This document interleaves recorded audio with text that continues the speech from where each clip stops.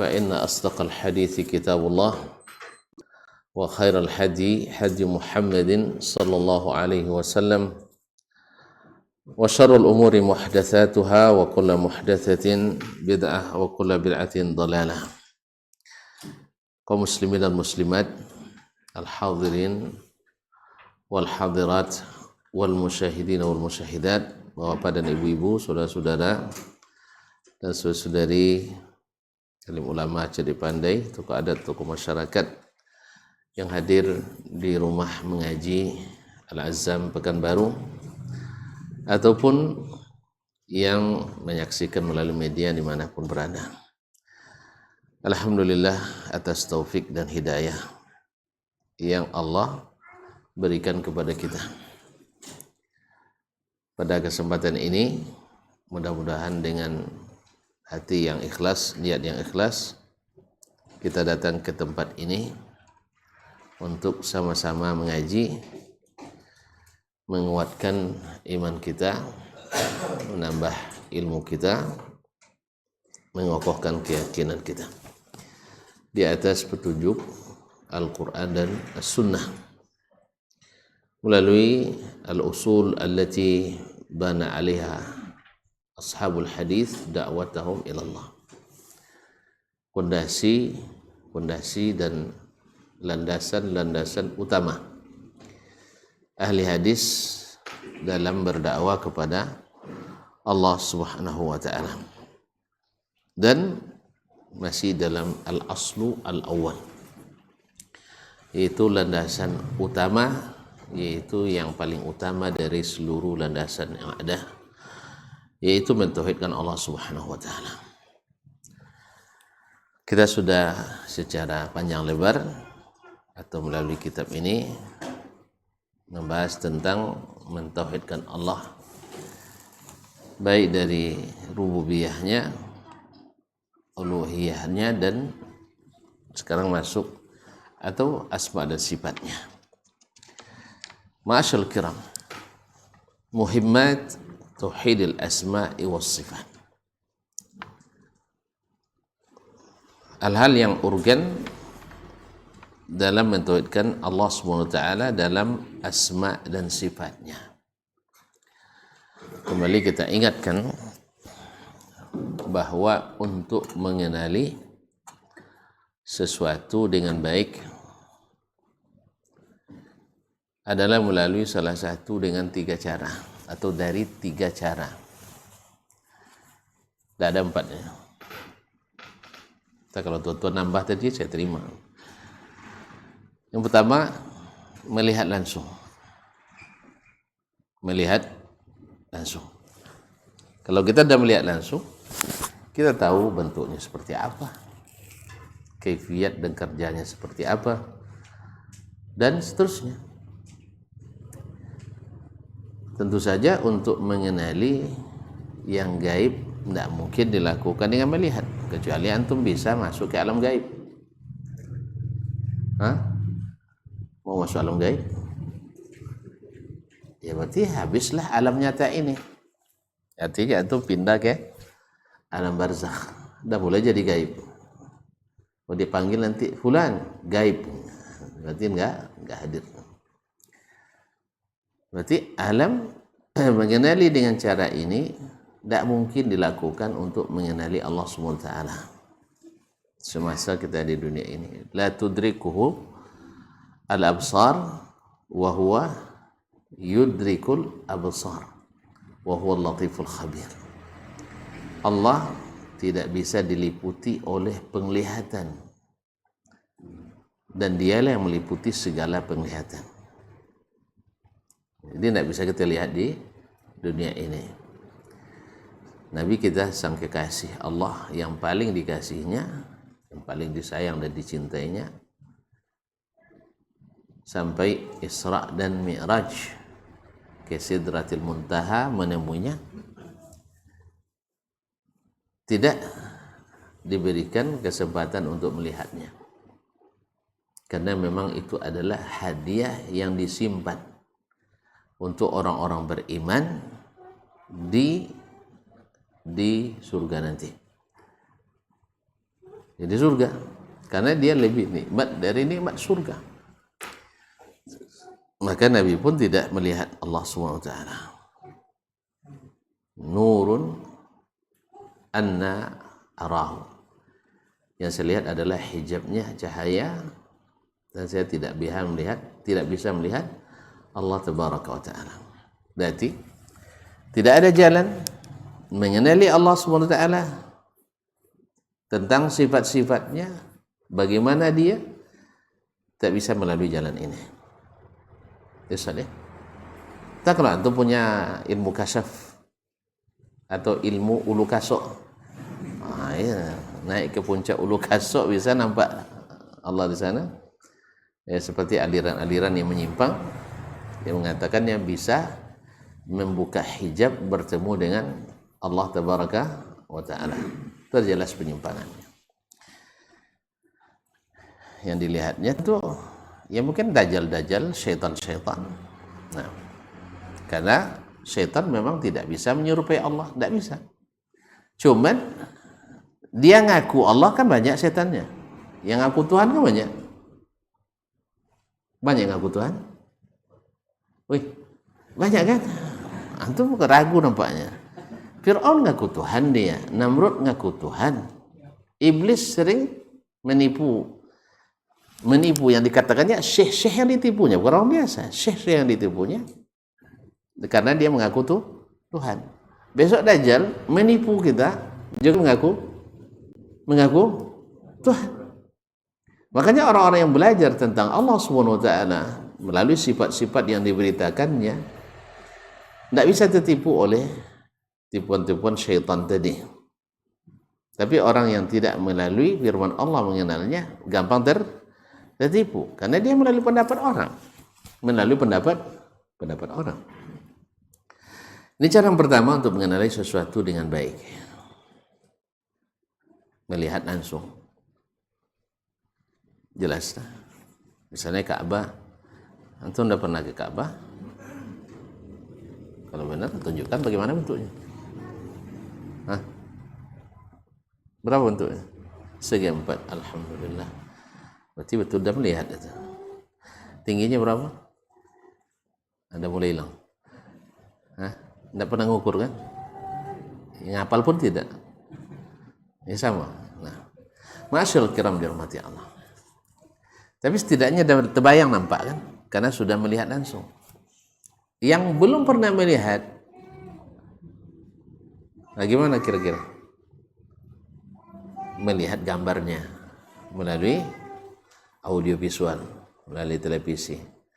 Dulu di masa tidak ada televisi, di mana dia melihat? Hah? Fotonya ya. Belum ada foto. Melalui mimpi. Melalui mimpi atau cerita. Nah, berarti masuk ke cara yang kedua, mengenali sesuatu dengan baik dan benar, melihat yang sama dengannya atau serupa. Foto kan serupa dengan aslinya, kadang lebih cantik lagi dari aslinya. Ya, foto kan kadang lebih cantik dari aslinya. Ada dulu orang tukang foto, waktu itu masih hitam putih waktu itu, pas fotonya kan. Ada apa-apa tuh foto dia. Pas terima hasilnya, biasanya dulu 3 hari, 4 hari keluar hasil, dicuci dulu katanya. Ada cuci foto istilahnya kan. Kalau sekarang cetak foto, kalau dulu cuci foto. Entah gimana saya tidak tahu prosesnya. Memang pakai air air raksa. Setelah keluar fotonya, kok buruk begini foto saya katanya. Tukang foto tidak mau kalah. Itu lebih cantik dari aslinya tuh Pak katanya. Cantik dari aslinya. Jadi melihat foto atau melihat padanannya, maka Allah SWT juga tidak ada yang sepadan dengannya. Laisa kamitslihi syai'un wa huwas samiul basir. Apapun nama-nama sifatnya yang sama, nama sifatnya yang dengan nama-nama sifat makhluk, tapi pada kaifiatnya berbeda. Maka siapapun yang menjadikan mengkiaskan sifat Allah kepada sifat makhluk, pasti sesat jalan. Pasti sesat jalan. Jelas ya? Siapapun yang membayangkan atau menyamakan atau menganalogikan, mengkiaskan, menyepadankan, mentasbihkan, mentamsilkan sifat Allah dengan sifat makhluk, pasti yarhamukallah, pasti sesat jalan. Karena dia sudah menempuh jalan yang tak boleh ditempuh. Laisa kamitslihi syai'un. Berarti jalan kedua ini tidak bisa dipakai. Kalau ada yang pakai, pasti tersesat. Apalagi jalan pertama, ada yang memaksakan, pasti tersesat. Jalan yang ketiga adalah melalui berita. Berita, tak sembarang berita. Bukan bocoran berita. Bocoran banyak sumber yang tidak dapat dipercaya tuh. Ini ada bocorannya. Di mana sumber yang dapat dipercaya? Itu sumber pengkhianat biasanya.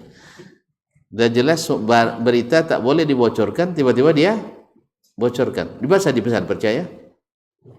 Itu orang yang tak bisa dipercaya. Sayang kita memang suka cari sumber-sumber seperti ini. Betul kan? Gara-gara sumber seperti ini, orang demo kadang besar-besaran gara-gara itu. Mungkin kadang tidak jelas. Ma'asyal kiram dari sumber berita yang benar, al-khabaru sadiq. Al-khabar as-sadiq, berita yang benar, yang tidak ada keraguan padanya. Dan berita yang benar itu tentu melalui orang yang benar. Dalam hal ini berita yang benar kita punya dua, Al-Quran dan hadis.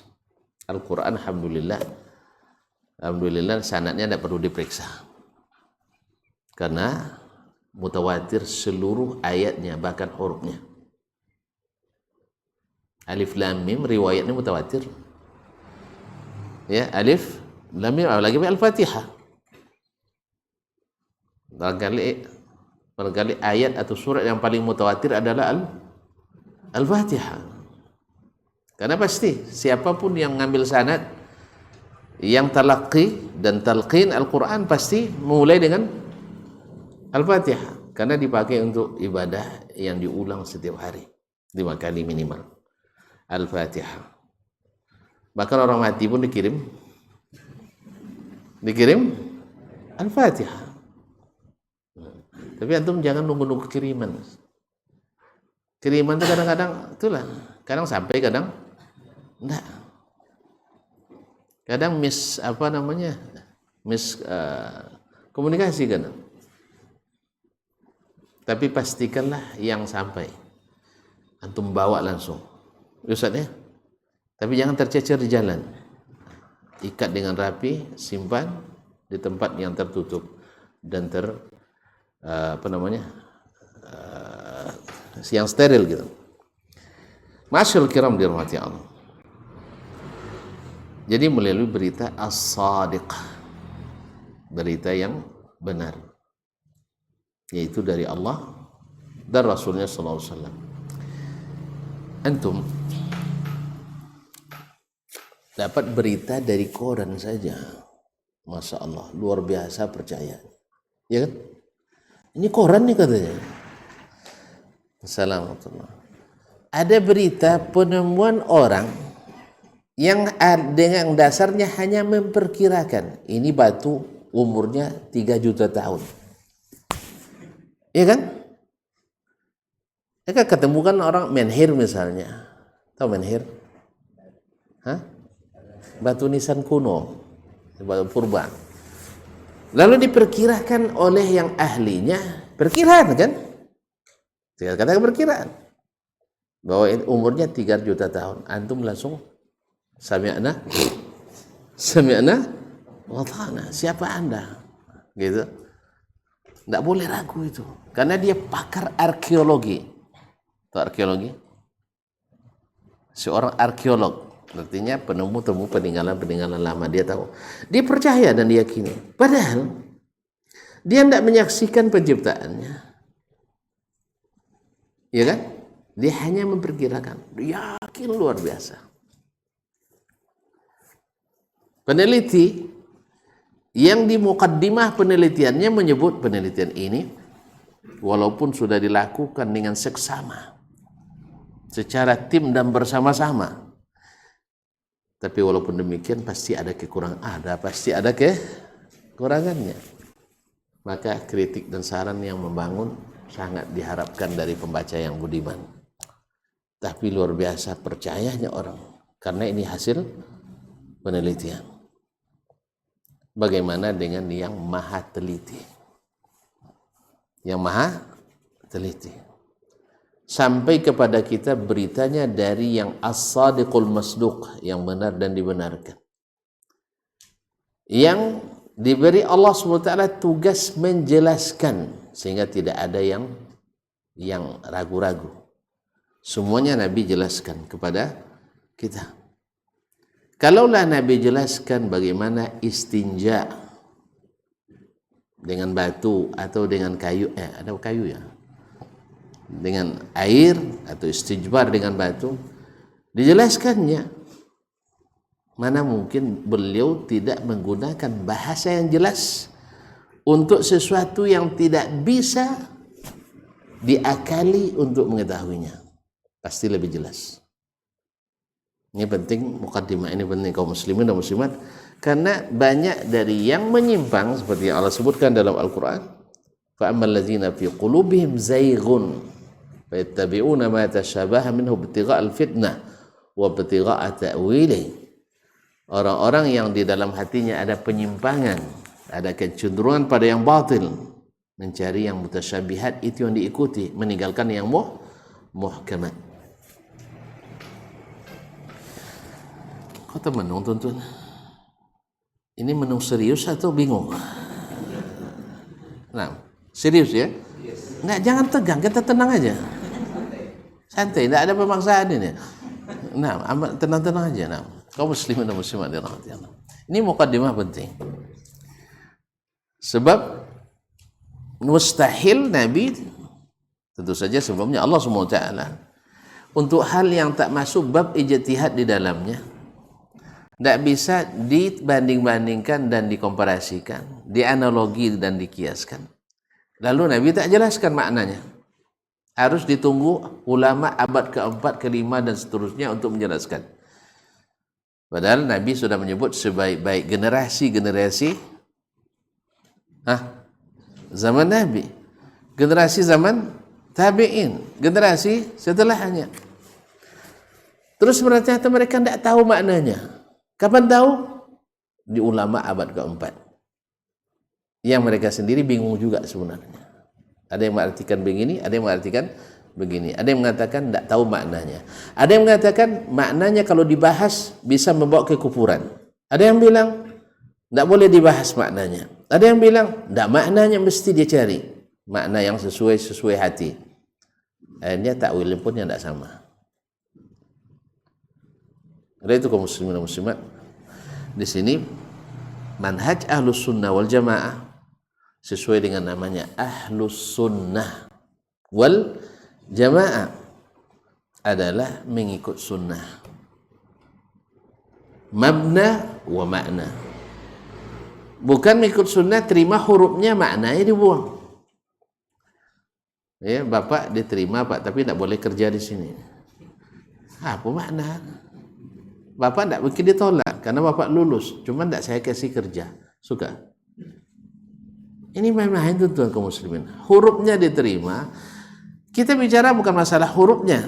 Hurufnya siapa yang mengingkari Al-Quran satu huruf keluar dari Islam.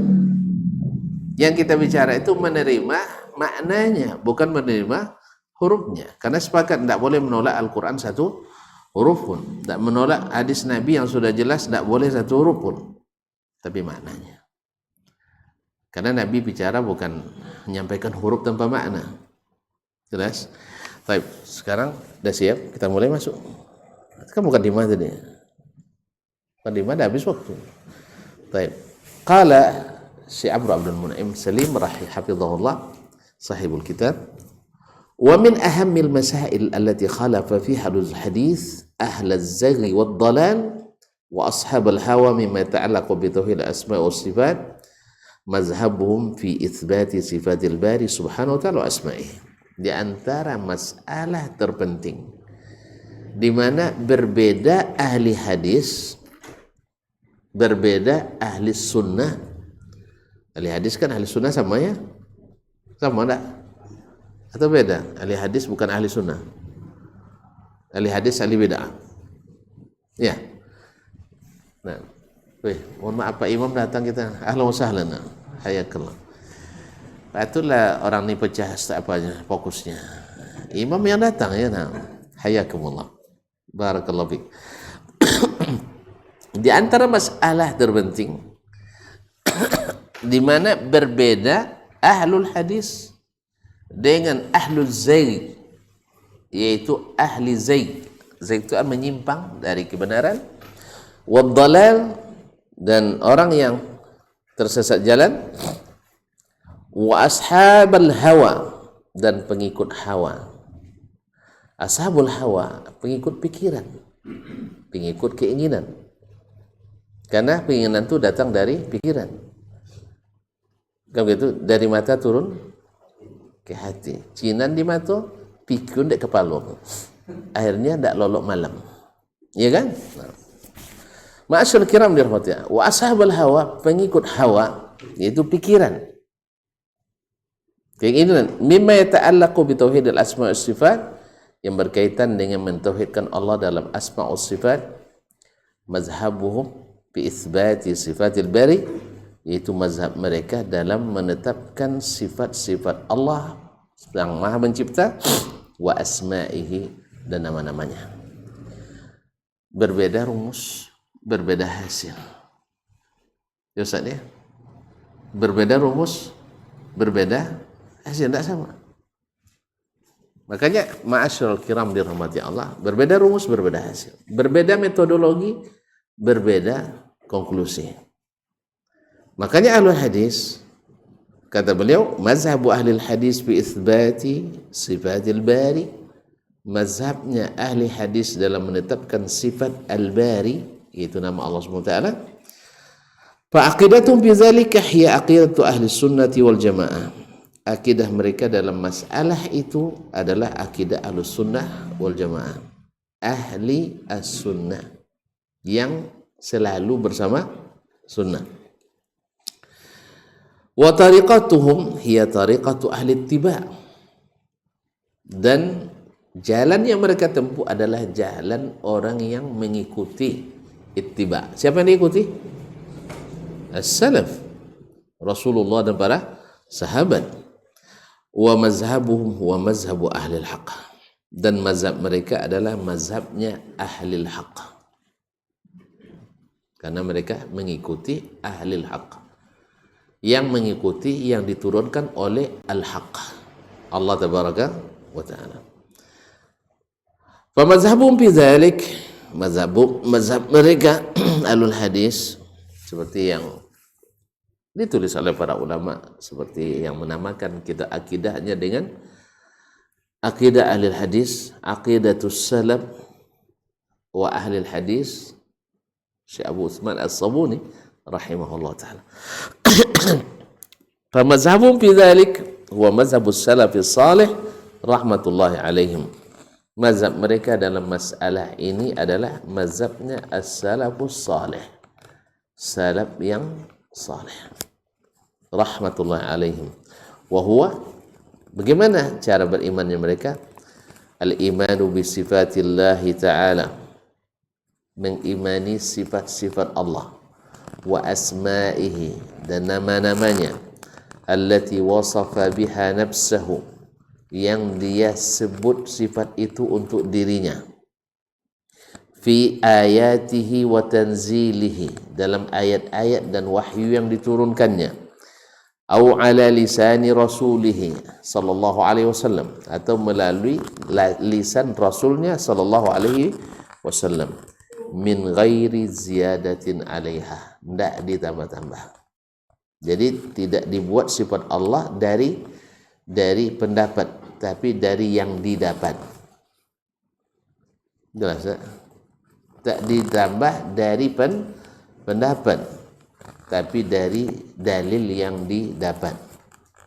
Intinya, as-salaf berdalil dulu, baru putuskan hukum. Bukan buat hukum dulu, baru cari dalil. Ibaratnya buat kue dulu, bocai topung. Gimana bentuk kuenya? Akhirnya kue gelimang topung.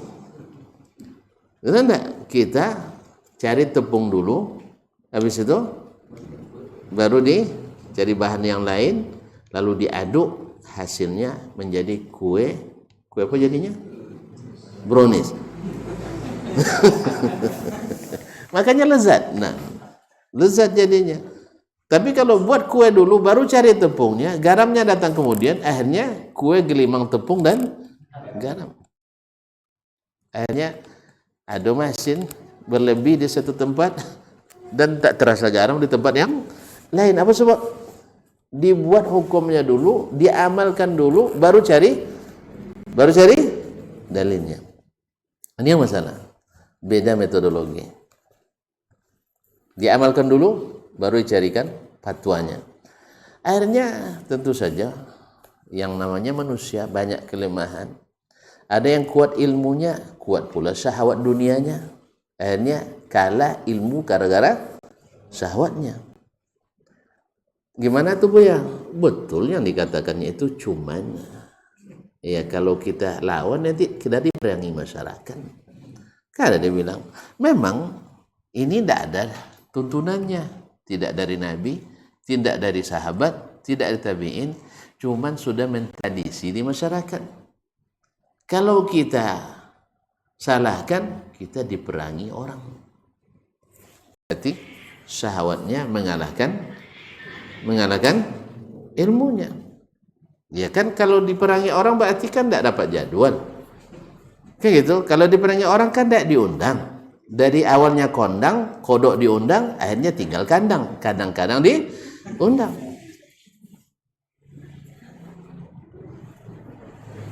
Jadi ini syahwat. Kemudian ada orang yang ilmunya lemah, akhirnya masuk syubhat.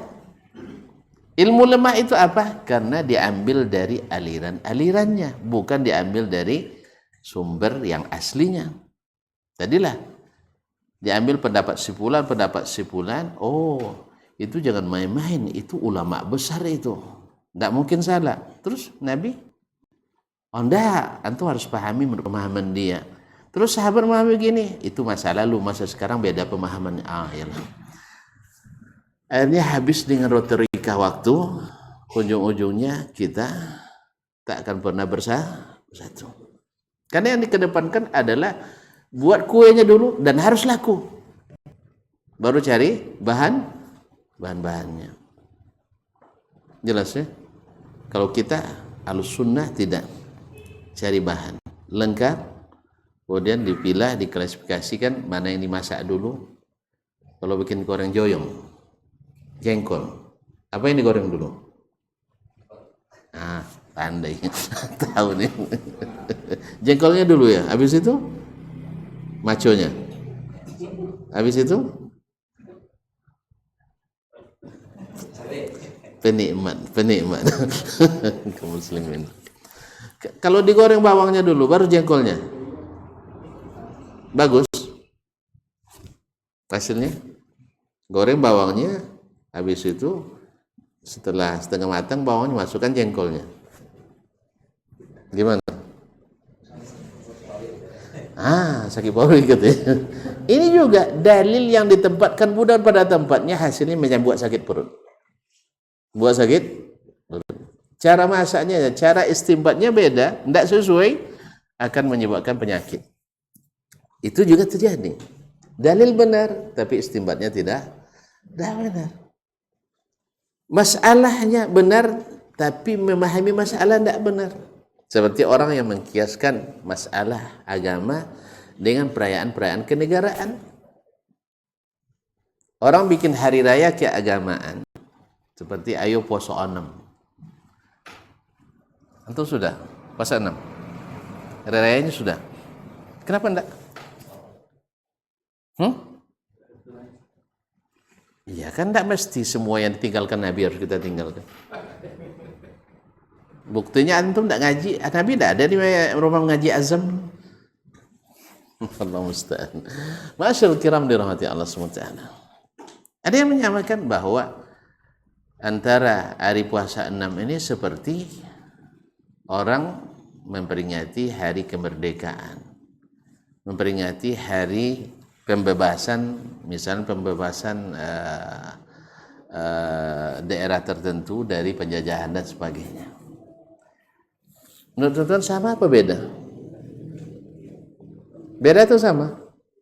Beda. Orang memperingati ulang tahun kemerdekaan atau pembebasan misalnya apa yang Irian Jaya misalnya, atau hari ini dan itu orang tidak cari pahala. Orang tidak cari pahala, berarti murni kebangsaan, kenegaraan.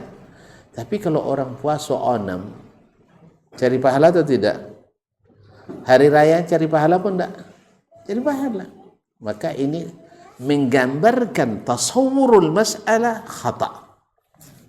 Jadi menghukum sesuatu sebelum punya gambaran itu salah. Dan menghukum dengan gambaran yang keliru lebih salah. Jelas? Tidak paham.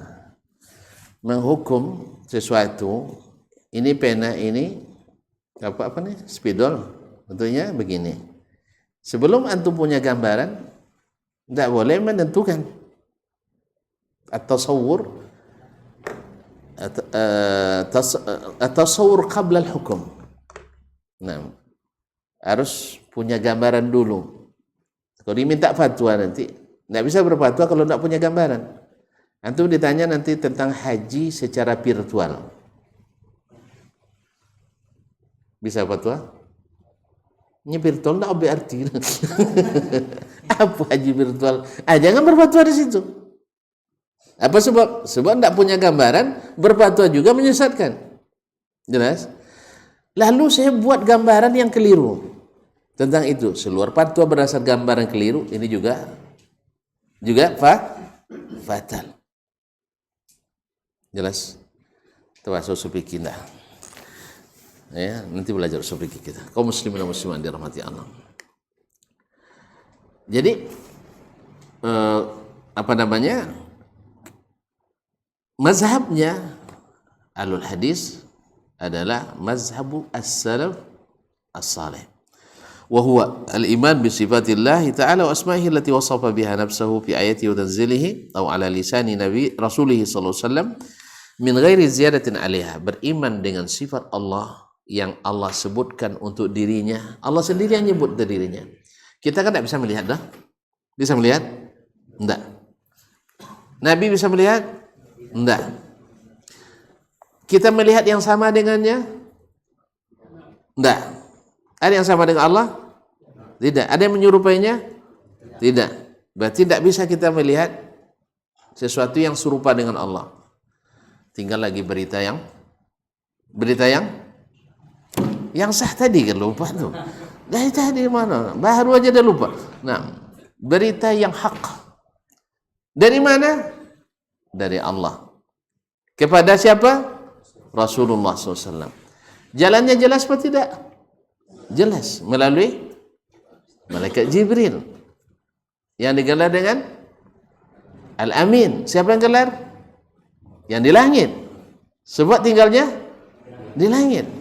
Kalau antum yang kasih gelar Jibril Al-Amin, tidak ada harganya. Antum tidak pernah berinteraksi dengannya. Sah? Ya, sama dengan orang di depan Umar, dia memuji seseorang. Oh, ini orangnya bagus, Amirul Mukminin. Dicatat kata Umar, pernah tidak kamu bermuamalah dengannya masalah duit? Oh, enggak katanya. Pernah enggak musafir dengannya? Oh, enggak juga. Kalau gitu antum belum mengenalnya dengan baik. Nak kenal orang tuh nanti cobalah berkawan dengan piti. Nah, sudah cerita duit dengan dia, tahu nanti mana yang amin, mana yang sekedar Pak Amin saja. Nah, dan musafir dengannya. Tahu nanti itu mana yang hanya ingin senang sendiri, mansur makan surang, mana yang mendahulukan orang lain. Dia senang melihat orang senang. Kita sudah coba berbagai sifat manusia dalam hal ini. Pas giliran membayunya hilang, pas giliran makan doa lu datang. Ada. Tapi alhamdulillah kita juga punya kawan-kawan yang masya Allah belum mau makan sebelum kita didahulukannya. Ada. Nah, itu sifat asli terlihat di perjalanan. Demikian juga dengan masalah uang. La ilaha illallah Rasulullah. Jadi Jibril alaihissalam rekomendasi al-aminnya dari langit, bukan dari bumi, karena masyarakat bumi tidak kenal dengannya. Allah yang sebutkan langsung, nazala bihir ruhul amin ala qalbika litakuna minal munzirin bilisanin arabiyyin mubin. Turun membawa Al-Quran itu ar-ruhul amin, malaikat yang amanah, ala qalbika, ke dalam hatimu, disampaikannya litakuna minal munzirin, agar dengan ayat itu kamu menjadi pemberi peringatan, bilisanin, dengan bahasa Arab, mubin, yang menjelaskan. Berarti kalau mubin menjelaskan pasti tahu maknanya, tidak mungkin tidak tahu maknanya. Tidak seperti yang dikatakan ahli al-dhalal bahwa sahabat tidak mengetahui makna sifat-sifat Allah Subhanahu wa taala. Berarti tidak menjelaskan. Ini bertentangan langsung dengan Al-Qur'an Al-Karim dan sunnah Nabi alaihi salatu wassalam. Gimana tidak? Karena patokannya bukan sunnah. Bukan sunnah, tapi sunnahnya disunat. Yang sesuai diikuti, yang tidak sesuai dibelokkan. Makanya mereka tidak mau jalan lurus. Apa sebab jalan lurus berlubang katanya? Jadi kalau kalau lurus jalan nanti terperosok ke lubang. Harusnya belok dulu, masuk gang, masuk jalan exit, habis itu masuk lagi di depan katanya. Ini teori hawa. Tahu teori hawa? Nabi tidak pernah menyuruh kita bila terjadi halangan harus belok kiri kanan, kan enggak. Dia bilang tetap istiqamah di jalan lurus. Kalau ternyata ada penghalang, berhenti sekejap. Tapi jangan belok jalan-jalan dalam. Tidak ada istilah ganggang dalam agama ini. Kalau pakai ganggang, itulah mulai kesesatan itu. Dan memang orang sesat tidak pernah merasa sesat. Antum sesat enggak? Pasti itu bilang enggak. Pasti itu bilang enggak. Jelas kan? Itu orang Quraisy mati-matian membilang Nabi sesat. Kan ya? Nabi itu ketika berdakwah di Makkah dianggap sebagai pengacau keamanan, pemecah belah umat, membawa aliran sesat. Tidak diakui sebagai Rasulullah. Padahal Nabi kan dari kecilnya catatan track recordnya bersih. Apalagi awak yang baru berdakwah 2 tahun belakangan, pasti akan diungkit-ungkit orang. Siapa dulu kamu? Kan kamu yang di situ dulu katanya. Tapi harus sabar. Karena dulu kalau dibilang ke kita seperti itu, dulu sahabat yang awalnya dulu mak jahiliyah digitukan juga sama yang lain itu, orang jahiliyah itu. Mar, nyama macam-macam kau Mar katanya. Gitu dulu kan. Kan masih ingat awak preman di situ dulu katanya kan. Ada.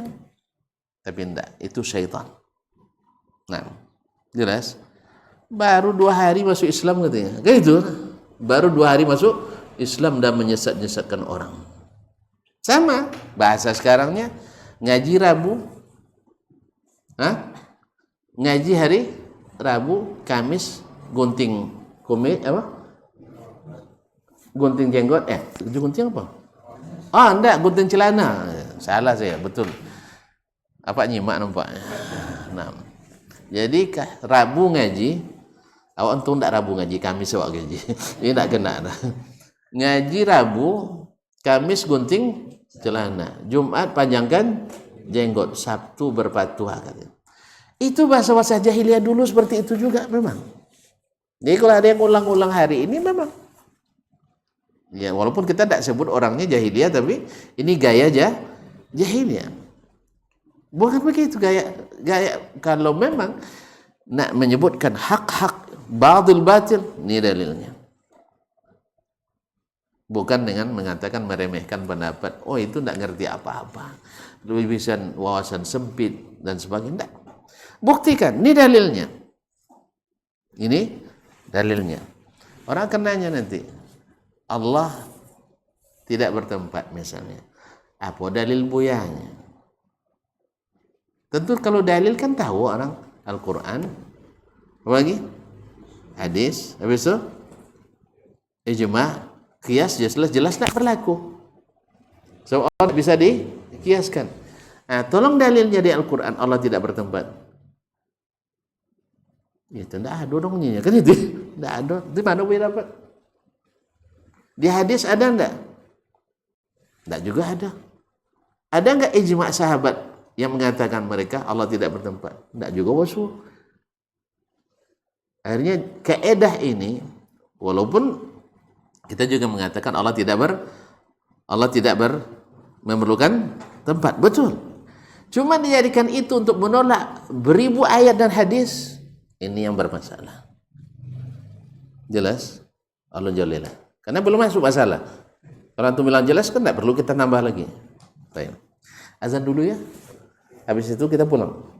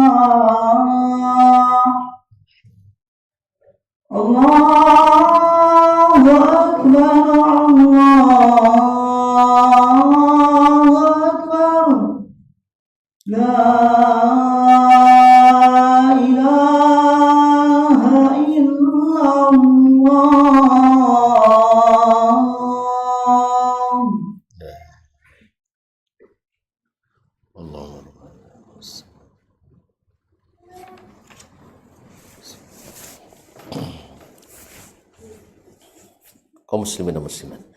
Jadi mengimani sifat-sifat Allah dan nama-namanya yang Allah sebutkan untuk dirinya. Baik, dalam ayat-ayatnya dan wahyunya serta hadis-hadis Nabi sallallahu alaihi wasallam. Min ghairi ziyadatin 'alaiha, tanpa menambah-nambah. Jangan tambah-tambah. Sebab apa? Karena ilmunya tentang masalah sifat Allah kan tidak bisa direka-reka. Harus melalui berita yang benar. Kalau kita tambah berarti kita namanya mandai. Kemudian wala naqsin min hadian, jangan dikurangi. Allah sebutkan lalu kita nafikan, berarti kita mengurangi. Disuruh mengimani, tidak mau kita. Itu namanya, kalau tadi mandai-mandai, kalau ini namanya tongkau. Mana yang bagus, tongkau atau mandai-mandai? Tidak ada yang bagus. Dua-duanya tak bagus. Nah, yang bagus itu adalah amanar rasulu bima unzila ilaihi min rabbih wal mu'minun. Rasul saja beriman, masa antum tidak ikuti? Apa bukti dia beriman? Dia tidak menakwilkan dan tidak mencari makna yang lain. Oh enggak, ditakwilkan tapi tidak sampai ke kita. Antum ngada-ngada namanya, ngada-ngada toh mandai-mandai lagi. Ya, kalau memang ditakwilkan oleh Nabi pasti sampai ke kita. Berarti kalau Nabi tidak takwilkan, berarti tidak ditakwilkan. Oh enggak jelas makna zaman Nabi. Oh, ini yang tidak bisa kita terima nih. Karena Allah menyebut Nabi menggunakan bahasa Arab yang menjelaskan. Lalu mereka tidak paham.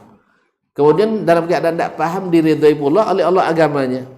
Ini tidak masuk. Mereka tidak paham maknanya. Lalu bagaimana mengimaninya? Oh ditakwilkan. Mana takwil, mana riwayatnya? Oh tidak sampai ke kita. Tidak sampai, kenapa antum bilang ada? Namanya mengada-ngada. Kalau ngada-ngada namanya mandai. Yang ada antum tolak, berarti antum tongkau. Jadi mana yang bagus, tongkau atau mandai? Tidak ada yang bagus. Makanya Ahlussunnah tidak masuk di sini. Ahlussunnah tidak menambah, tidak mengurangi. Apa yang ada itu yang diimani. Tidak ditambah, tidak dikurangi. Wala tajawuzin laha, dan tidak pula melampaui. Misalnya Allah istiwa di atas arsy.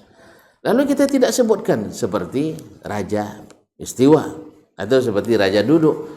Kalau ada yang mengatakan itu namanya memfitnah lagi. Kan ada yang memfitnah bahwa Wahabi itu Allah tuh katanya duduk seperti saya duduk, seperti raja duduk katanya. Antum kalau tidak punya dalil jangan berdusta. Karena dusta itu dosa besar. Dosa besar. Kalau tidak paham bertanya. Ya. Kalau tidak ngerti belajar, jangan memfitnah. Jangan mengada-ngada. Karena Ahlussunnah tak pernah mengatakan Allah duduk. Tidak pernah diartikan duduk di atas arsy. Antum dengar itu dari hasil nguping dari orang-orang yang memfitnah. Makanya ilmu jangan hasil nguping, tapi ilmu itu tuntut dari sumber aslinya. Kalau bicara tentang akidah yang disebut dengan Wahabi misalnya, ayo belajar kitab Wahabi sekarang. Biar tahu, jangan belajar kitab orang yang memusuhi. Antum tanya tentang Nabi ke orang jahiliyah Quraisy, apa jawabannya? Tukang ngaco dia tuh, tukang kurang ajar dia tuh, tukang sihir, dusta, ngaco umat. Tapi kalau antum tanya ke Abu Bakar, apa jawabannya? Iya, kita dengar apa yang dia baca. Oh, dibaca oleh Nabi. Ayat-ayat wadduha wal laili idza saja dan seterusnya. Dibaca ayat alif lam mim zalikal kitab. Oh, bagus rupanya. Tidak ada ngaco-ngaco umat nih. Ternyata orang Quraisy yang mengacau umat. Makanya kalau dengar dari orang-orang yang punya subuhat, antum masuk lingkaran subuhat. Tapi kalau antum belajar dengan cara yang sehat, alhamdulillah Al-Quran dan Sunnah terbuka untuk umum. Terbuka untuk umum. Baca dan bandingkan yang Al-Quran dan hadis dengan apa yang dalam kitab-kitab orang-orang yang disebut dengan Wahabi itu. Walaupun sebenarnya Wahabi tidak ada. Hanya musuh-musuh yang memfitnah. Syiah penjajah lalu dikuatkan oleh ustaz-ustaz ahli fitnah dan syubhat. Jelas ya? Itu tidak percaya sama saya. Ana 15 tahun belajar di Madinah, Ustaz. Kemudian setelah tamat sering juga bolak-balik ke sana. Mesti saya bertemu dengan Syekh. Atau duduk di Masjid Nabawi, itu Masjidil Haram. Tidak ada pernah disebut antum kunu wahabiyin. Jadilah kalian orang-orang wahabiyin aja. Atau jangan bermazhab kecuali mazhab wahabi. Tidak ada. Baca mazhab Syafi'i. Maka kitab fikih kami, banyak bermazhab Syafi'i. Al-Majmu' Syarah Muhadzab, Rawdatul Talibin, itu rujukan utama. Dan juga bermazhab Maliki. Ya, di antara kitab kami adalah Al-Mudawwanatul Kubra. Ya, yang meriwayatkan perkataan Imam Malik Az-Zakhira Al-Qarafi. Kemudian Bada'i'us Shana'i, Al-Muhalla, fikih zahiri. Bahkan fikih Syiah pun kami pelajari melalui kitabnya Nailul Awtar Imam Asy-Syaukani. Tapi dia bilang dan Syiah lah. Dan tonton Syiah tapi tidak Syiah. Sama saya paham ilmu kalam tapi saya bukan ahli kalam. Sama juga banyak orang yang paham hadis tapi bukan ahli hadis, tapi ahli hadis. Paham enggak? Saya paham itu, cuman saya bukan. Nanti udah mulai curiga salah ngomong saya jadinya. Itu pula yang dicatat nanti sebanyak ini tadi cakap itu yang dicatatnya. Mat, hapus nanti mat. Subhanallah. Kenapa ya jelasnya dalam mulai tiganya. Ustaz ternyata Syiah dipelajari juga katanya. Nah, iya memang. Ya kita kan baca kitab. Lalu Imam Asy-Syaukani menyebut wabihi qala Az-Zaidiyah. Berarti Syiah Zaidi. Wa ilaihi zahab al-Hadawiyah. Jadi Al-Hadi. Wa biqala Imam Abu Ja'far Al-Baqir Al-Ja'fari ya. Nah, Ja'far Shadiq, mazhab Ja'fari. Tuh saya tutup telinga waktu itu, tidak boleh. Nah. Dan itu dipelajari semuanya. Dan tidak ada mazhab Wahabi, tidak ada mazhabnya. Yang ada adalah mazhab Ahli Sunnah wal Jamaah. Semua kita disuruh mempelajari ini. Mungkin beda dengan sebagian negara Arab. Kalau datang dari Indonesia, Malaysia, difokuskan mazhab Syafi'i sehingga tidak mengenal mazhab lain kecuali asal melalui nguping. Tahu ngupingnya? Dengar orang bicara tentang itu. Nah, Ma'asyiral kiram dirahmati Allah. Kalau datang dari Afrika misalnya atau dari India, Hanafi. Dari Afrika Maliki dan sebagainya. Ada di Timur Tengah diajarkan mazhab Wahabi. Alhamdulillah. Nah, kita semuanya disuruh pelajari. Dan alhamdulillah diminta mengikuti ilmu, bukan mengikuti hawa nafsu. Memang kami tidak disuruh oleh para guru ikuti selera masyarakat, enggak. Tapi disuruh menyesuaikan diri dengan masyarakat. Iya betul. Tapi mengikuti masyarakat tidak suruh. Paham enggak? Paham? Beradaptasi dengan masyarakat disuruh. Tapi kalau mengikuti keinginan masyarakat memang tidak. Karena keinginan masyarakat tidak ada habisnya. Jelas ya? Tidak ada habisnya. Mula-mula disuruhnya mimpin doa di masjid. Besok mimpin doa di 7 hari. 40 hari, 100 hari nanti. Tidak ada habisnya Ustaz. Nanti anak-anak jadi curiga nanti jadinya. Nah, wala tajawuzillah, tidak dilampaui makna yang ada. Istiwa, tangan. Jangan sampai dibilang tangannya seperti tangan anak muda. Nah, ini kan ada lagi yang tukang fitnah itu. Tuhannya orang Wahabi itu seperti orang yang tidak berjenggot katanya. Subhanallah. Di mana dapatnya? Hasil nguping lagi. Allah musta'an. Wala tafsirin li kaifiyatiha, tidak ditafsirkan bagaimana kaifiyatnya. Allah datang, ya katanya datang, ya datang. Seperti apa? Tidak tahu. Kenapa antum tidak tahu? Kan saya sudah bilang tadi tidak tahu, kok antum paksa juga saya tahu. Memang saya tidak tahu kok. Tapi saya tahu dia datang, tahu. Di mana? Dari perkataan Allah dan Rasulnya sallallahu alaihi wasallam. Wa jaa rabbuka wal malaku saffan saffa. Datang Rabbmu dan malaikat datang bersaf-saf, berbaris-baris. Imam Muhammad ibn Abi Hanifah rahimahullah bertanya atau didebat oleh seseorang bahwasanya kalimat waja'a rabbuka, dia bilang bagaimana datangnya? Kata Imam Muhammad bin Abi Hanifah, saya tidak tahu bagaimana datang, katanya. Kalau gitu saya tidak beriman kepadanya, katanya. Lalu ditanya oleh Muhammad bin Abi Hanifah, kalau kau tak beriman malaikat datang, kan Al-Quran menyebut malaikat datang, apa hukumnya tidak beriman kepada ayat ini? Kafir, katanya. Dia bilang, ahli kalam itu bilang, yang tidak beriman kepada berita bahwa malaikat hari kiamat datang berbaris-baris, apa hukumnya? Kenapa kafir? Mengingkari ayat, mengingkari iman pada malaikat. Nah, kalau demikian, bukankah Allah datang juga di ayat yang sama? Bagaimana hukumnya? Baru terdiam dia. Kalau gitu kafir juga, katanya. Kalau gitu kafir juga. Oleh sebab itu, imani datangnya. Bagaimana? Besok aja lah, tunggu hari kiamat. Kan belum ada beritanya. Kecuali ada bocoran dari sana, dari sumber yang tidak dapat dipercaya. Belum ada berita tentang kapan, bagaimananya. Yang ada adalah berita tentang datangnya. Dan antum ketika menolak karena terbayang datangnya makhluk. Kan terbayang kaki berjalan, kan? Agar itu terbayang, kita tidak masuk ke situ. Kita bukan mujassimah seperti yang dituduhkan. Kita dianggap mujassimah, kita tidak pernah menjisimkan Allah. Yang berkor-kor mengatakan kita mujassimah telah berdusta dengan dusta yang nyata. Dua sebab. Mungkin karena kebodohan dan tidak tahu, yang seperti ini harus belajar lagi. Atau tahu tapi menyembunyikan kebenaran. Ini juga wajib untuk belajar jujur lagi. Karena Ahlus Sunnah itu wajib jujur, baik yang memberatkan kita maupun yang meringankan kita. Ya, baik yang memberatkan kita maupun yang meringankan kita. Kita tidak pernah mengatakan Allah seperti makhluk.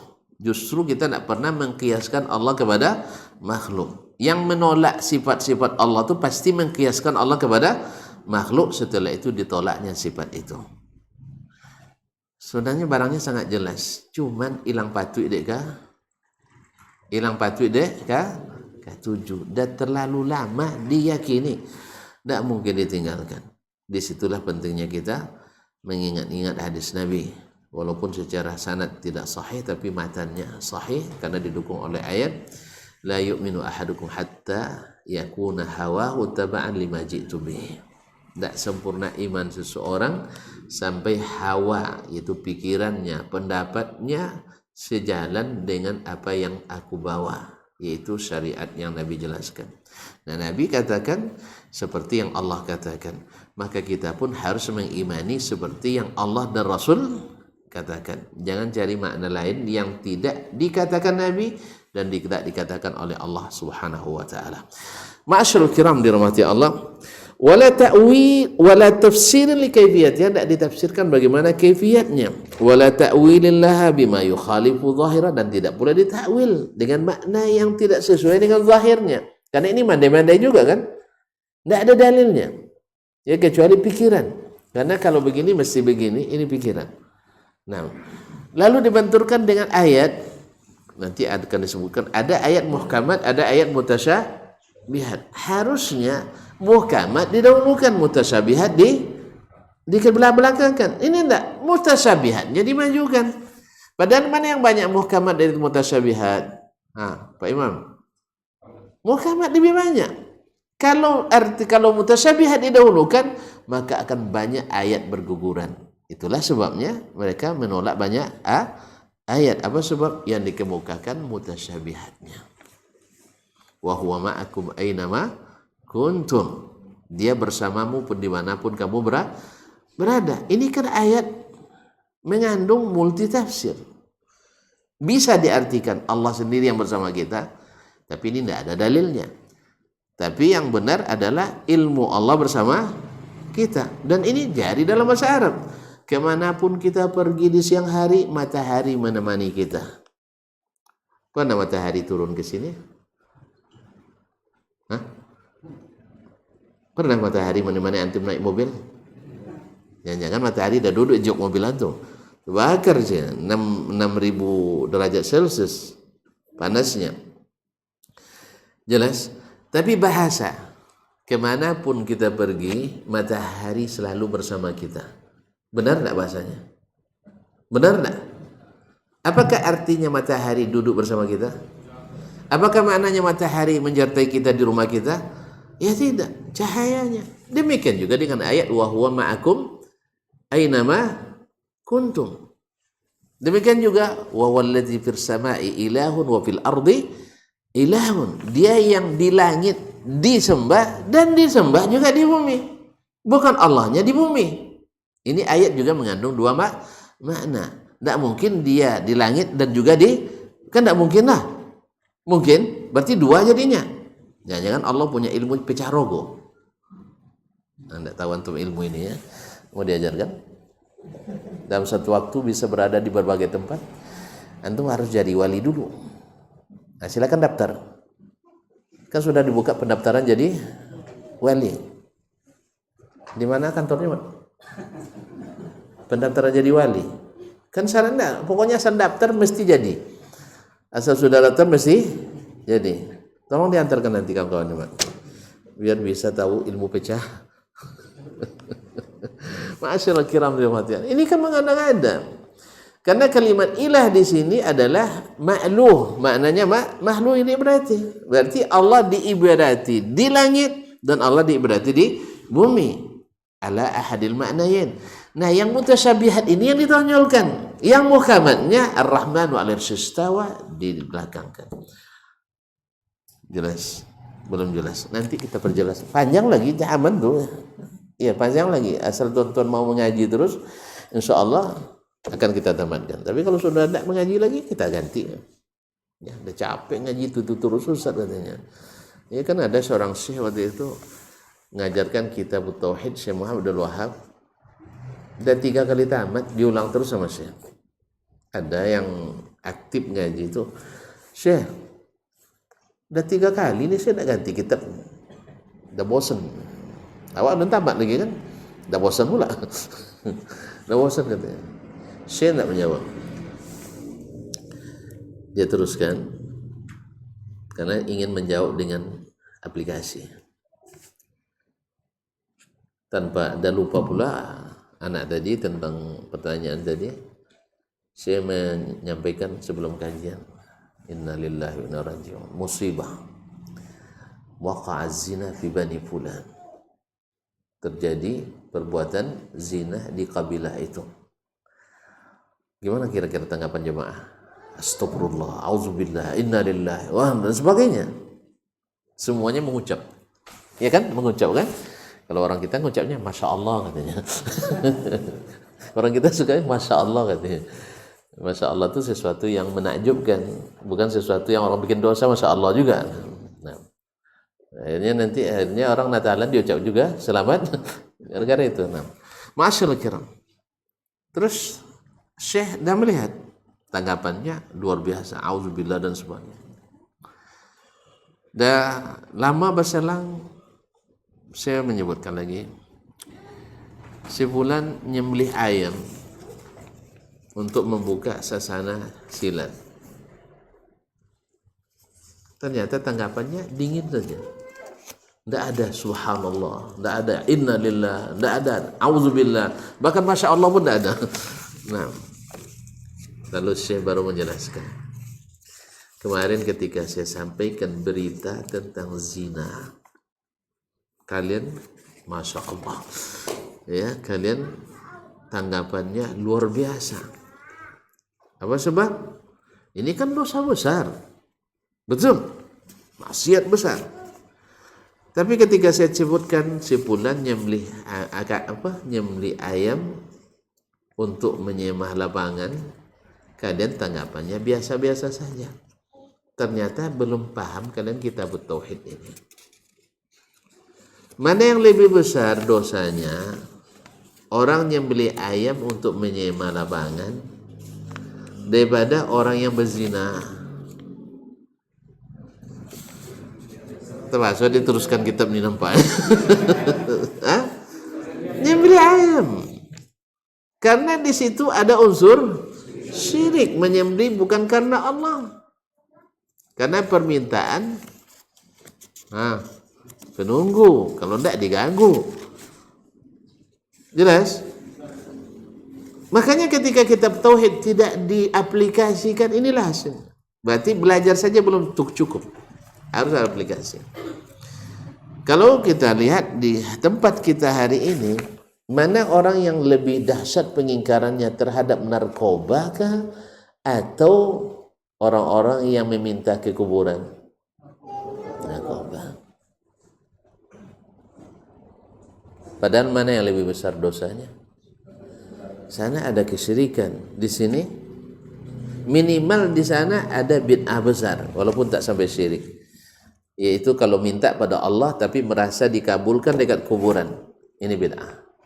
Munkar. Ya. Tapi kalau meminta langsung ke orang di kuburan, ini syirik jelas. Dan dua-duanya sangat besar di sisi Allah SWT. Tapi kalau antum ingkari yang kedua, ya, tentang syirik ini, antum pemecah belah umat. Ada ulama yang berpendapat boleh tuh. Karena awak nak bilang mana Rasul membolehkan, ada ulama yang membolehkan. Awak bilang Rasul ulama katanya. Jelas? Makanya Abdullah bin Abbas dulu marah besar dia kepada sebagian murid-muridnya. Dia bilang qala Rasulullah SAW. Lalu jawabnya, dulu di masa Abu Bakar, Umar begini katanya. Kalian saya bilang Rasulullah, kalian bilang Abu Bakar dan Umar. Coba bilang Abu Bakar dan Umar, apalagi Pak Bakar dan Pak. Ma'asyiral kiram dirahmati Allah. Jadi di sini tanya. Tapi kalau antum ingkari narkoba, antum jadi orang hebat.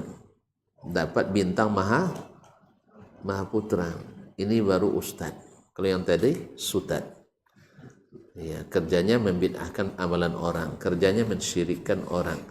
Padahal nanti yang paling berterima kasih nanti di akhirat, yang berbuat syirik ini yang paling berterima kasih nanti. Untunglah Ustaz selamatkan saya dulu. Kalau enggak, saya sudah masuk di kerak neraka itu. Besok, bukan sekarang. Kalau orang narkoba, misalnya, selama dia tidak menghalalkannya, dia pelanggar, asal masih mati dalam keadaan Islam, dia azab dulu, masuk surga. Tapi kalau pelaku syirik mati dalam keadaan seperti itu, tidak taubat, kekal di neraka. Walaupun namanya Dasman Yahya Ma'ali, namanya Islam, tapi perangainya syirik. Kan orang syirik dulu kan ada juga namanya Abdullah. Tidak tahu tuan-tuan, Abdullah bin Ubay bin Salul, kepala munafik Madinah. Abdullah bin Sabah al-Yahudi, pendiri aliran Syiah. Abdullah nama semuanya. Jadi bukan nama yang menentukan. Siapa lagi? Ustaz, Abdullah bin Jud'an. Abdullah bin Jud'an itu masa jahiliyah, musim haji menyembelih 1000 ekor onta. Lillah thumma li as-sanam, untuk digratiskan untuk jemaah haji. Sudah ada hari itu drive bocor, ada apa bocor mana? Dan guru saya Inggris pada apa bocor? Drive thru. Dah memang kau salah. Ini berekam lur. Nah, yaitu para penunggang onta dan kuda tidak perlu turun ke tanah. Saking tingginya kancah-kancah tempat makanan yang dia siapkan. 1000 ekor di musim haji. Anak nanya ke antum, untuk azam berapa korban? Ada korban? Hah? Baru 1. beramai-ramai. Kalah sama Pak Abdullah bin Jud'an di masa jahiliyah. Cuman kata Aisyah ke Nabi SAW, hal yanfa'uhu dzalik ya Rasulullah, ada manfaatnya Rasulullah, pemurah luar biasa. Ya, si keronta mata bayang ya, Pak. Awak 25 ekor kambing hilang nih mana? Kemana-mana dicari itu ya, nah, udah mulai. Onta. Kata Nabi SAW, la, li'annahu lam yaqul yawman, dia tidak pernah berkata dalam satu hari pun, Allah maghfir li khati'ati yaumiddin, ya Allah ampuni dosa-dosaku pada hari kiamat. Karena dia tidak menganggap syirik itu dosa. Tidak menganggap syirik itu dosa. Bahkan dia melakukannya dengan bangga. Dan itu sebagian dari agama. Makanya sekali lagi saya katakan, orang pelaku-pelaku kesesatan, kalau sadar dia itu sesat, tidak dia lakukan. Tidak dia lakukan. Dulu guru kami, Syekh Ibrahim Syamsan, pernah menyampaikan permisalan yang bagus tentang masalah ini. Dia bilang, orang dengar kata syirik, pasti semuanya terkesima. Tersiwak darah, apa maksud katanya? Tersirap darahnya gitu ya. Apa maksudnya? Takut kan? Ketakutan kita dengar kata syirik.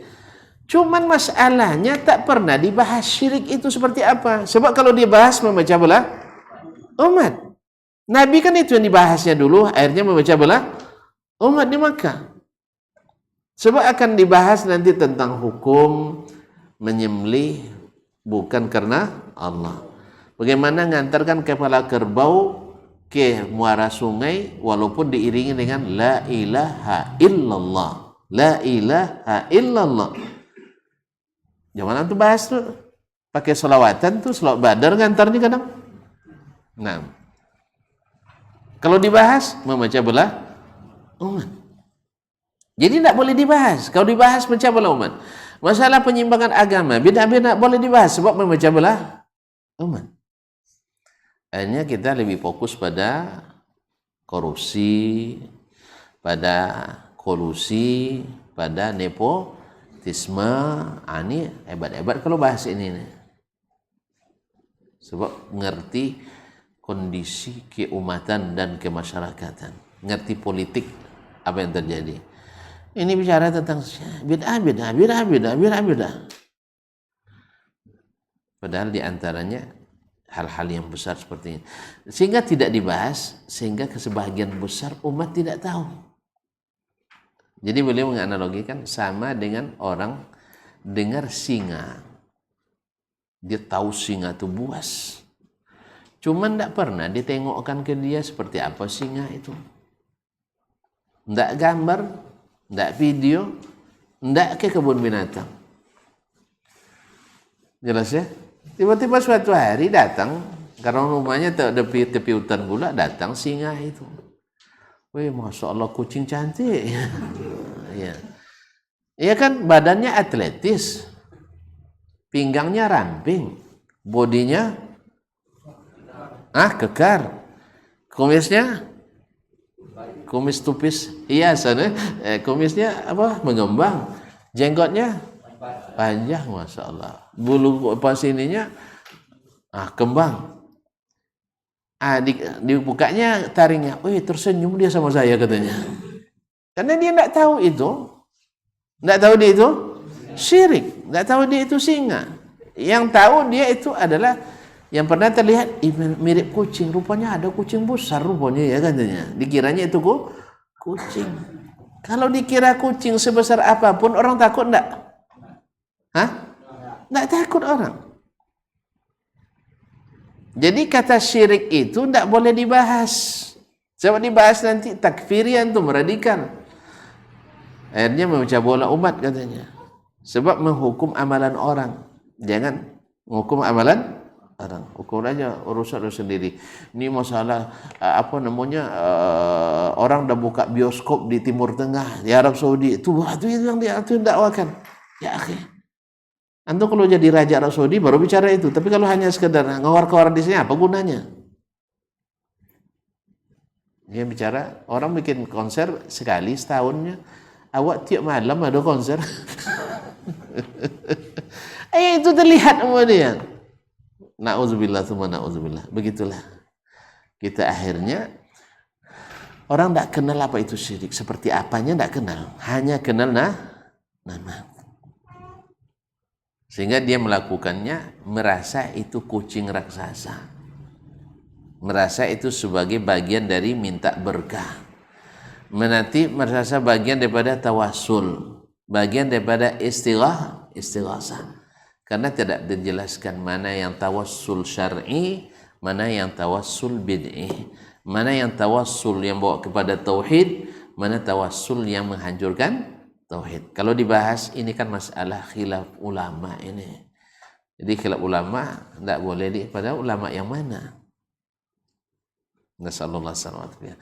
Oleh itu kaum muslimin dan muslimat dirahmati Allah, kembali kepada masalah tadi bahwa tidak disamakan dengan sifat makhluk, tidak ditafsirkan kecuali dengan makna yang telah dijelaskan, dan tidak diserupakan dengan sifat makhluk, wala simatil muhdatsin, dan tidak pula dengan tanda-tanda yang baharu. Bal amarruha kama ja'at, tapi mereka menggunakannya seperti yang datang. Seperti apa datangnya, seperti itu digunakan dalam mengenal sifat Allah Subhanahu wa ta'ala. Wa raddu ilmaha wa kaifiyata ila Allah ta'ala. Soal ilmu tentang bagaimananya ilmunya mereka kembalikan kepada Allah Subhanahu wa ta'ala. Tapi kalau maknanya Allah sudah jelaskan. Ya, seperti yang akan disebutkan dalam beberapa pelajaran berikutnya insyaallah taala. Walamhu hanafal jahmiyah, mereka tidak menafikan sifat itu seperti kaum Jahmiyah. Ini yang pertama yang menafikan sifat-sifat selain Mu'tazilah ada Jahmiyah. Jahmiyah ini tidak mengaku Mu'tazilah, cuman dasar pijakannya sama dengan Mu'tazilah. Wa inna ma nafahu Allah ta'ala an nafsihi, yang dinafikan oleh Ahlussunnah wal Jamaah itu yang Allah nafikan dari dirinya. Wa nafahu anhu Rasulul Karim, dan dinafikan oleh Rasulnya sallallahu alaihi wasallam yang mulia, min sifatin naqs, yaitu berupa sifat kekurangan, wal aibi, dan sukat yang tercela, wa ma la yaliqu bi subhanahu, dan yang tidak layak bagi Allah Subhanahu wa taala. Allah nafikan la mashu Allahu la ilaha illahul hayyul qayyum la ta'khudhuhu sinatun wa la naum. Allah nafikan, kita nafikan. Nah, dan seluruh sifat kurang dari Allah Subhanahu wa taala. Walam yubalighu fil itsbat, dan sebaliknya mereka juga tidak berlebihan dalam menisbat. Mubalaghatul mujassimah, seperti berlebihannya kaum mujassimah yang menyamakan Allah dengan makhluk. Dia bertangan seperti tangan kita ini, dia bermata seperti mata kita ini. Ini namanya mujassimah. Nah, kaum ahli fitnah dan syubhat menjadikan ini senjata untuk mendiskreditkan as-salafus salih. Ya, yang mengikuti as-salaf, yaitu dengan kalau kita terima Allah bersifat punya tangan, berarti sama dengan tangan, berarti kita mujassimah. Sekali lagi kita katakan, mohon jangan berdusta. Mohon jangan berdusta. Kalau tidak paham, silakan bertanya. Ya, ayo belajar bersama supaya tidak menimbulkan fitnah dan dusta kepada kaum muslimin. Wal muqatiliyah, dan al muqatiliyah ini adalah asalnya dulu adalah penuntut hadis, tapi akhirnya menjadi ahli hadis. Dia ahli tafsir, tetapi karena belajar pada ahli al-Jahmiyah dan ahli Mu'tazilah dan kalam, akhirnya dia termasuk yang menyebut Allah seperti makhluk. Jadi tangannya seperti tangan makhluk, kaki seperti kaki makhluk, duduk seperti duduknya makhluk. Sehingga disebut dengan al-Muqatil, yaitu Muqatil ibn Sulaiman. Akhirnya dia dikucilkan oleh ahli hadis, dan hadisnya tidak terima. Sebab apa? Bid'ahnya berat. Bal asbatu ma asbatahu Allah Ta'ala lahu fil Quran Al-Karim, akan tapi ahlul sunnah wal jamaah menetapkan apa yang Allah tetapkan di dalam Al-Quran Al-Karim, wa ma asbatahu Rasulullah sallallahu alaihi wasallam fi sunnati sahihah, dan ditetapkan oleh Rasulnya sallallahu alaihi wasallam dalam sunnah yang sahih. Ingat, yang sahih. Kalau ada yang menetapkan dengan sunnah yang dhaif, walaupun dari ulama besar, kita tidak terima. Kita tidak terima. Dia salah, ya namanya ulama bisa salah. Makanya tidak kesalahan seorang alim tidak bisa ditimpakan ke yang lain. Ini orang ini kan kadang-kadang karena dia biasa fotokopi, akhirnya kita kalau ada kesalahan ulama dipaksanya kita mengikuti yang enggak. Yang salah kita tetap salah. Makanya kita katakan ahlus sunnah itu sifatnya insaf. Yang salah ya diakui salah. Yang benar ditegakkan, yang salah ya ditinggalkan. Walaupun dari orang yang kita kepadanya segan. Taib uduna lima walakin, tanpa menyatakan bagaimana pula atau kenapa, enggak. Kenapa dia datang? Bagaimana dia datang? Enggak, kita enggak ada pertanyaan ini. Karena pertanyaan ini adalah pertanyaan menghujat, seolah-olah ini tidak benar. Kalau dia datang gimana datangnya? Kan gitu ya. Berarti tidak percaya kita. Ini mulai keraguan datang dengan bagaimana. Makanya ketika datang kepada Imam Malik rahimahullah, ketika Imam Malik menyebutkan Ar-Rahman al-Istawa, dia bilang, ya Aba Abdillah kaifa istawa? Bagaimana pula dia istiwa? Dan ini mulai ragu dia. Imam Malik lama tuh menungnya. Sebab tidak pernah didebat orang seperti ini. Hanya dia bilang, al-istiwa ma'lum. Istiwa itu ya akhi, tahu maknanya kita. Ya istawa. Tidak ada makna lain yang disebutkan dalam Al-Quran dan Sunnah yang dituju, walaupun istawa maknanya banyak. Tapi itu yang dituju adalah istawa. Ala wartaba. Wal kaifu majhul. Bagaimana kita tidak tahu. Wasu'alu anhu bid'ah. Menanyakan dengan kaifa istawa itu bid'ah. Habis itu Imam Malik bilang, akhrijuhu fa innahu dhallun mudil. Keluarkan orang ini dari majelis ini karena dia sesat menyesatkan. Kalau sudah pakai kaifa pasti sudah ragu. Ini sesat menyesatkan. Kalau sempat Imam Malik hari ini ada di kota kita ini, pasti kena fitnah dan kena bully di medsos itu.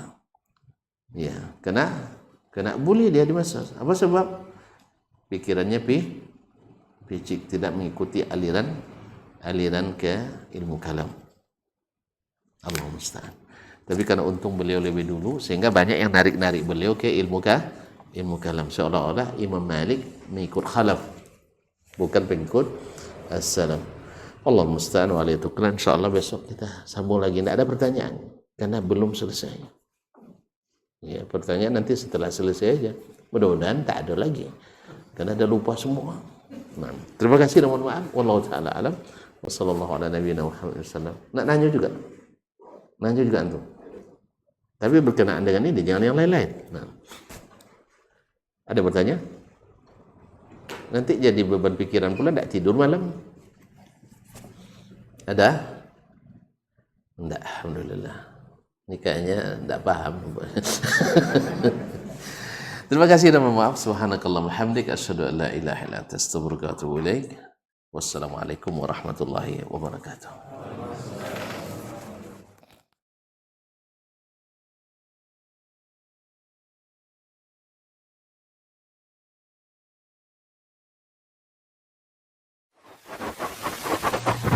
Barometer amal kita saleh tak salehnya di salat kita. Bila salat kita ikhlas dan sesuai dengan sunnah Nabi SAW, maka insya Allah amalan yang lain mengikut.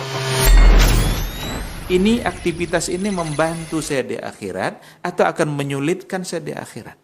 Kalau seandainya perbuatan itu ternyata akan menyulitkan kita di akhirat kelak, tinggalkan perbuatan itu. Anta ni'mal jund.